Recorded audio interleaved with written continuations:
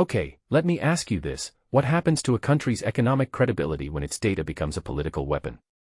That's not a hypothetical question, it's what's unfolding right now in the US, and it's why AI is suddenly at the center of a very messy fight over inflation numbers. Let me explain why this isn't just about statistics, but about trust in institutions, and why the rise of AI here is both a solution and a massive red flag. Let's rewind a bit. You probably remember the chaos around government shutdowns, right? But here's a detail that didn't get enough attention. When the BLS lost a third of its leadership and faced months of data collection gaps, it didn't just delay reports, it created blind spots in how we measure the economy. And that's when something unexpected happened. Hedge funds and private researchers started filling the void using AI to scrape prices from websites, social media trends, even satellite images. It's like the government's version of ESPN's Bodycam segment, but for inflation. Except here's the twist. This isn't just faster, it's fundamentally different. Personally, I think the panic around Trump firing the BLS commissioner misses the bigger picture. Yes, political interference is dangerous, but the real story is how AI is exposing the fragility of 20th century data systems. These agencies were built when punch cards were high-tech. Now we're asking them to compete with algorithms that process millions of data points in real time. What many people don't realize is that this isn't just about speed, it's about methodology. The CPI basket of goods hasn't meaningfully changed since the 90s, but AI can track substitution effects in near real time.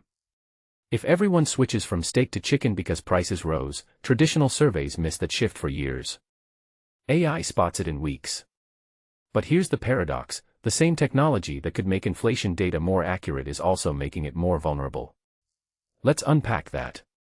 When the Fed's new task force talks about data quality, they're dancing around a dirty secret. Private AI models are trained on proprietary data no one audits. Imagine if the next recession gets called based on an algorithm that's literally a black box. And yet, the alternative is sticking with systems that couldn't even survive a 6-week shutdown without breaking. A detail I find fascinating is how this mirrors the crypto debate. Both are about decentralizing authority, except here, it's not about money supply, it's about information control. The BLS used to be the unquestioned referee.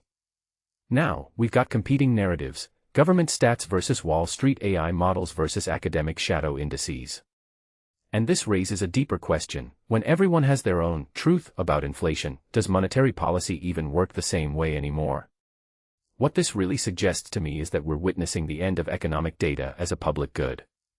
AI isn't just changing how we measure growth, it's commodifying it.